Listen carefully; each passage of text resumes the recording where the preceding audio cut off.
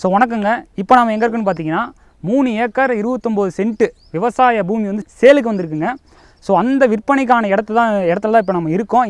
இந்த இடத்த பற்றி தான் இந்த வீடியோவில் ஃபுல் டீட்டெயிலாக பார்க்க போகிறோம். இந்த நிலத்தை பொறுத்த வரைக்கும் மாப்பழா வாழைன்னு 10 ரக பழ வகைகள் பண்ணை வச்சுருக்காங்க. ஸோ இந்த 10 ரக பழங்களை வந்து எப்படியெல்லாம் பண்ணையாக வச்சுருக்காங்க, ஒவ்வொரு இடத்துல ஒவ்வொரு செட் பண்ணியிருக்காங்க. அந்த சைடு பார்த்திங்கன்னா கொய்யா, இந்த சைடு பார்த்திங்கன்னா மாம்பழம் அப்படி சொல்லிட்டு ஒரு 10 ரக பழங்கள் வந்து பார்த்திங்கன்னா வந்து பண்ணையாக வந்து வச்சுட்ருக்காங்க. ஸோ இதை பற்றி தான் இந்த வீடியோவில் ஃபுல் டீட்டாக பார்க்க போகிறோம். ஒவ்வொரு பண்ணைக்கும் பார்த்திங்கன்னா இப்போ வந்து பார்த்திங்கன்னா சீத்தாப்பழம் வச்சுருக்காங்க வச்சுக்கோங்க. அங்கே வந்து சொட்டு நீர் பாசனம் வேறு தனியாக வந்து அந்த பைப்பெலாம் போட்டு அழகாக வந்து செட் பண்ணியிருக்காங்க விவசாயம் பண்ணுறதுக்காகவே. ஸோ இந்த நிலம் தான் வந்து இன்றைக்கி இந்த வீடியோவில் விற்பனைக்காக இருக்குதுங்க. அதை பற்றின ஃபுல் டீட்டெயில் தான் இந்த வீடியோவில் பார்க்க போகிறீங்க. வாங்க போகலாம். ஃபஸ்ட்டு வந்து பார்த்தீங்கன்னா இந்த நிலத்தில் இருக்கிற இந்த வீடை பற்றி பார்த்துடலாங்க. இந்த வீட்டுக்கு முன்னாடி ஒரு காலியான இடம் இருக்கும். அங்கே வந்து இந்த விவசாயத்துக்கு தேவையான லாரி, இந்த வெஹிக்கிள்ஸ் எல்லாம் நிறுத்துறதுக்கு நீங்கள் வந்து யூஸ் பண்ணிக்கலாம். இல்லை வேறு எதுக்காக வேணால் இந்த இடத்த யூஸ் பண்ணிக்கலாங்க. இதான் பார்த்தீங்கன்னா வீட்டோடைய பூஜா ஹாலுங்க. இந்த பூஜா ஹாலு தாராளமாக ஒரு 2 பேர் உள்ளே நிற்கிற அளவுக்கு ஸ்பேஸ் விட்டு கட்டியிருக்காங்க.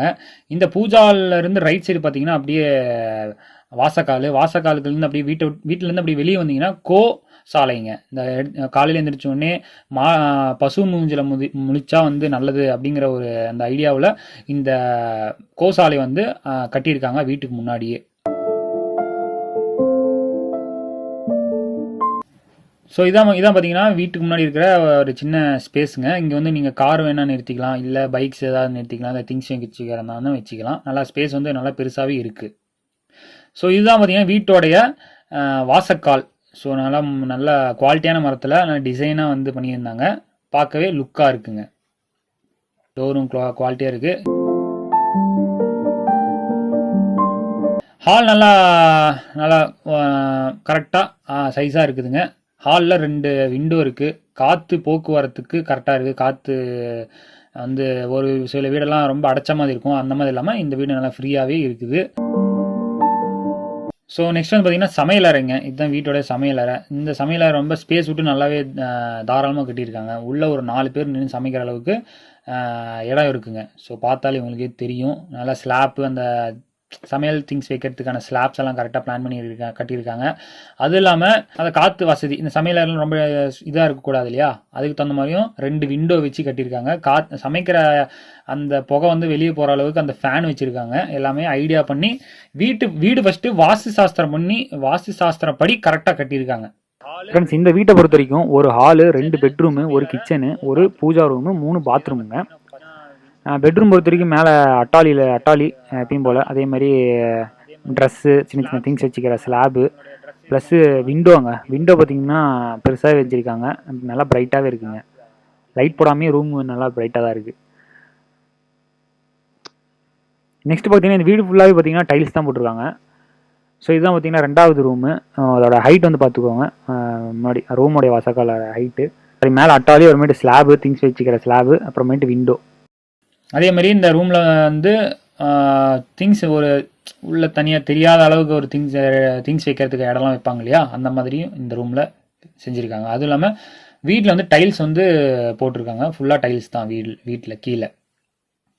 ஸோ இதுதான் பார்த்திங்கன்னா இது பூஜா ஹாலுடைய என்ட்ரன்ஸு. லக்ஷ்மி பொம்மை போட்டு அழகாக வச்சுருக்காங்க. நெக்ஸ்ட் வந்து பார்த்திங்கன்னா பாத்ரூம்ஸ் பற்றி பார்த்துடலாம். வீட்டில் மொத்தம் 3 பாத்ரூமு, கீழே 2 மேலே 1. அதில் 1 வந்து பார்த்திங்கன்னா இண்டியன் டாய்லெட்டு ப்ளஸ்ஸு குளிக்கிறது 2மே சேர்த்து அட்டாச்சாக இருக்குது. இங்கே துவைக்கிற மாதிரி தான் துவைச்சிக்கலாம். ஸ்பேஸ் வந்து பார்த்திங்கன்னா பெருசாக தான் இருக்குது. அதே மாதிரி இது வெஸ்டர்ன் டாய்லெட்டும் பார்த்துருப்பீங்க. ஸோ அதுவும் யூஸ் பண்ணிக்கலாம் நீங்கள். ஸோ வெளியில் என்ட்ரன்ஸ்லேயே பார்த்தீங்கன்னா மேலே அட்டாலிலையும் இருக்கும், அதுக்கு ஒரு ஸ்பேஸ் இருக்கும். அதுக்கு நீங்கள் ஏதாவது திங்ஸ் வச்சுக்கிற மாதிரி தானே வச்சுக்கலாம். இப்போ மேலே எப்படிலாம் இருக்குது அப்படின்னு சொல்லி பார்க்கலாம்.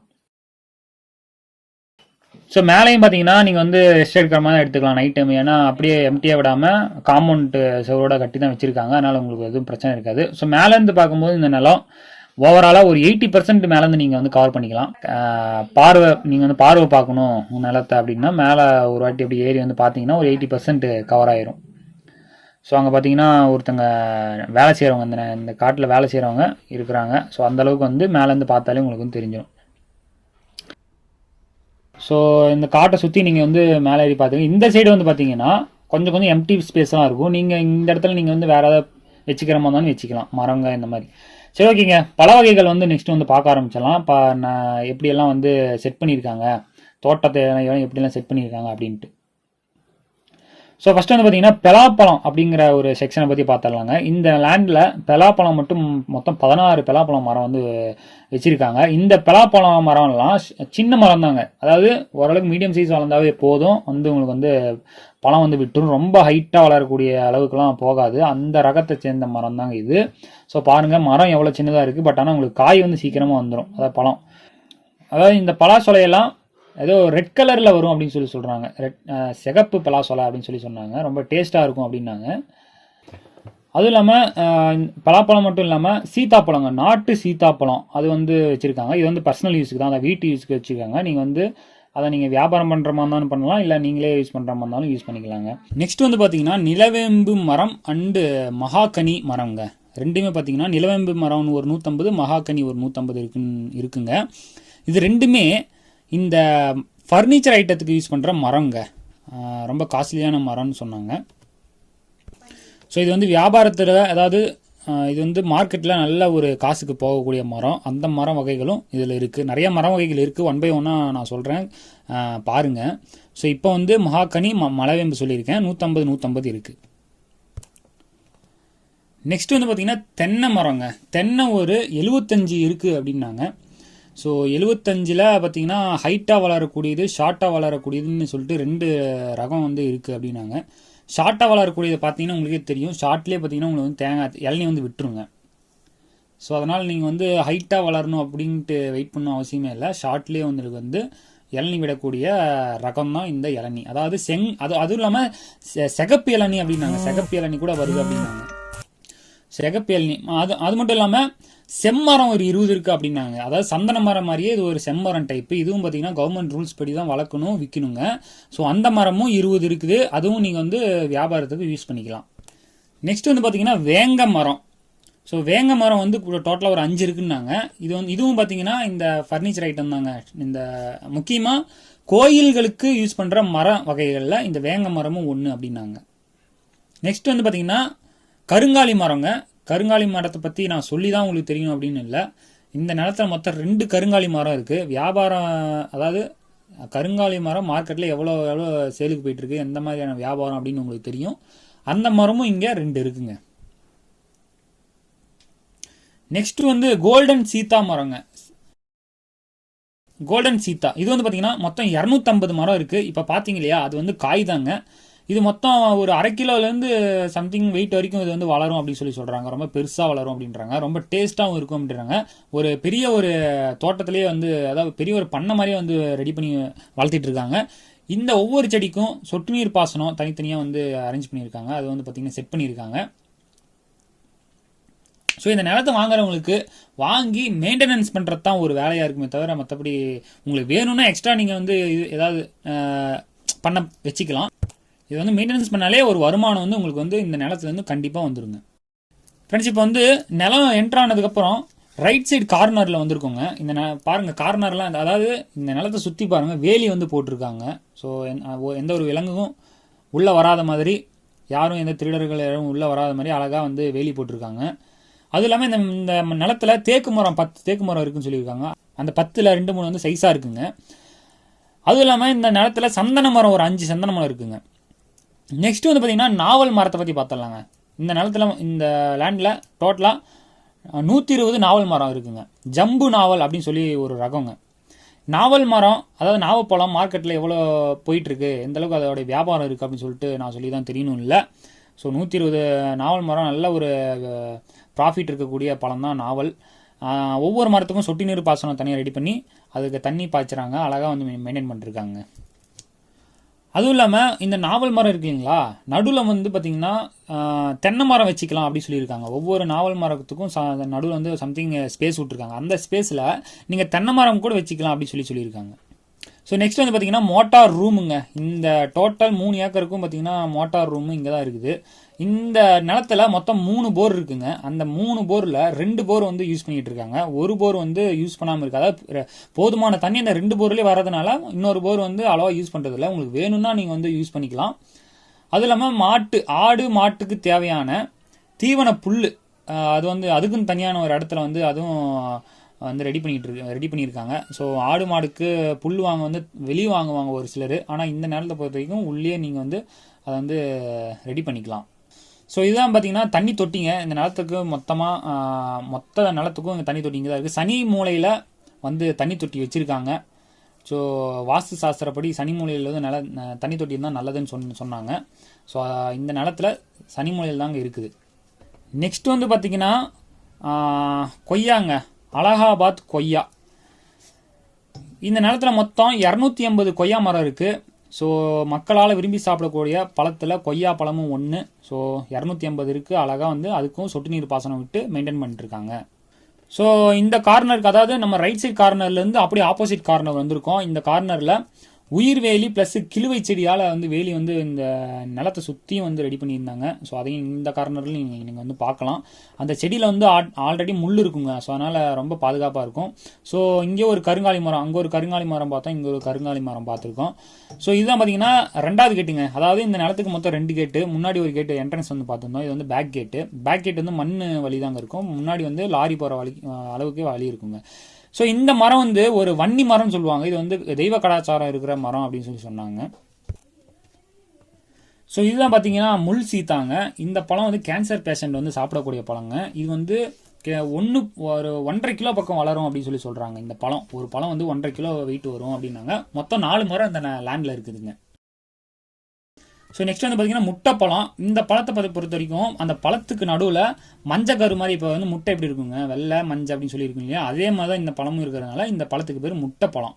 நெக்ஸ்ட் வந்து லிச்சி அப்படின்னு சொல்லிட்டு ஒரு ரகம் பழங்க. ஸோ இது வந்து டோட்டலாக 2 இருக்குது இந்த நிலத்தில். ஸோ லிச்சி பழம் கேள்விப்படாதவங்க பாருங்கள், எனக்கும் தெரியாது. லிச்சி மரமும் இங்கே இருக்குது. நெக்ஸ்ட் வந்து செம்பகப்பூங்க. செம்பகப்பூ இந்த லேண்டில் வந்து மொத்தம் 10 செடி இருக்குங்க. நெக்ஸ்ட் வந்து பார்த்தீங்கன்னா லெமனுங்க. ஸோ லெமன் மரம் பாருங்கள், கிட்டத்தட்ட ஒரு 6 இருக்குது. கொத்தாவே லெமன் இருக்குது. ஸோ ஆஸ் யூஸ்வல் லெமன் மரம்னாலே அதிகமாக காய்க்கும். அதே மாதிரி இந்த லேண்டில் அதிகமாக காய்ச்சிருக்குது. நெக்ஸ்ட் வந்து பார்த்தீங்கன்னா மலை நெல்லி. ஸோ ரெட் கலரில் இருக்கும் பார்த்தீங்களா, நாட்டு நெல்லிங்க இது.